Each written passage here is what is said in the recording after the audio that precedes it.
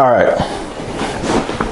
So this is not based on a statistic, but I saw someone on YouTube, pretty popular YouTuber, and he said that only 1 to 2% of people apply what they hear, right? Now, obviously that's not based on a specific statistic, but I wanted to go over that today because I see so many people struggle with analysis paralysis when it comes to the fitness journey, and I really wanted to address this.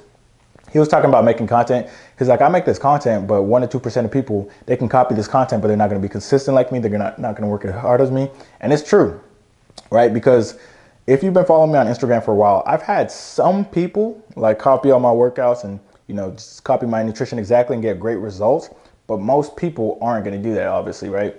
But I wanted to take it even further than that. I wanted to say that I see a lot of people consume a lot of content. They're pretty smart. They're smarter than me when it comes to nutrition at this point because they've read about Mediterranean diet, Atkins diet, keto diet, carnivore diet, water fasting, Ozempic, Wegovy. They've read about all of this, phentermine.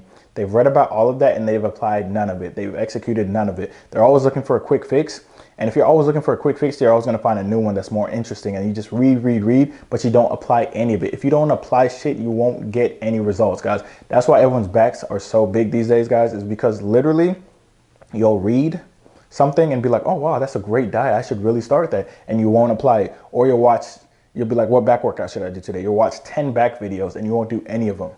If you don't apply, if you just try to manifest or you just try to read about shit or you just try to learn information without applying it, you're never going to get anywhere. That's why the people who don't know much, but they do a lot, get better results than the people who don't. I know you guys got mad when I posted that Sam Sulek quote when he was like, the person who gets further, the person who's a better driver or something like that, the person who reads the driving manual or the person who drives it. It was something like that. And everyone was like, oh, I hate that reference. But it's like, when it comes to applying things, guys, you got to actually apply things. You have to execute. You have to have action. Action is what everybody lacks, all right?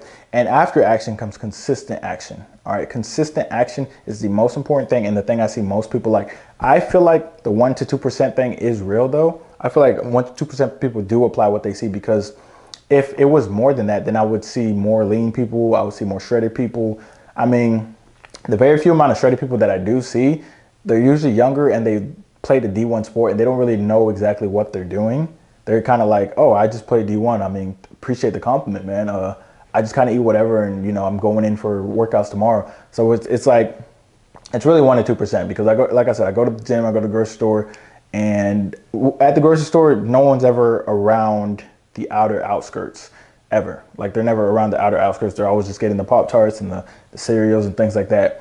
And I know a lot of people that watch my lives every day on TikTok. Like I always talk about this and I'll have some of those people, I'll be like, hey, what did you eat yesterday since you're struggling to lose belly fat? And they'll literally be like, well, yesterday I had Chick-fil-A and right now I'm at Popeyes or something like that, right? So you're not applying the things that'll lead you to your goals. So of course you can't get to your goals, but you have to stop having analysis paralysis, stop having shiny object syndrome, and actually pick one thing and consistently do it over time. Has anyone here ever watched Demon Slayer, right? You know Zenitsu, the lightning dude. Is Zenitsu the lightning dude or that's the other dude? But anyway, the lightning dude, all right? I'll put a picture of him right here. The lightning dude, he only knows one form, right? But his master told him since he can't learn 13 forms, that one form that you did learn, master it. And I love that. I loved it because me, I only had like my entire journey. I pretty much did like some variation of push-pull legs. And I just, you know, kept strengthening my strengths over and over and over again. You know what I mean? I kept executing. I really like ground turkey. So I kept eating ground beef and ground turkey. I kept it very simple, but I kept doing it over and over. So basically you want something that's repeatable so you can actually scale and get better at it. A lot of you guys think you have to do something different every week, right? I remember one time, right? Because here's what I do for my clients. I usually give them multiple options per week for their meal plans. They have multiple breakfasts, multiple, you know, lunches. So they do one for 3 days. They do the other one for like 3 to 4 days, right? I remember this one time, me personally, I pretty much do one of everything for myself, but people like a little bit of variety. But there's a such thing as too much variety because that creates analysis paralysis, right? I remember there was this one lady, she was like, can I get, oh shoot. She was like, can I get 7 different days of like breakfast, lunch, and dinner? I was like, how are you going to meal prep that?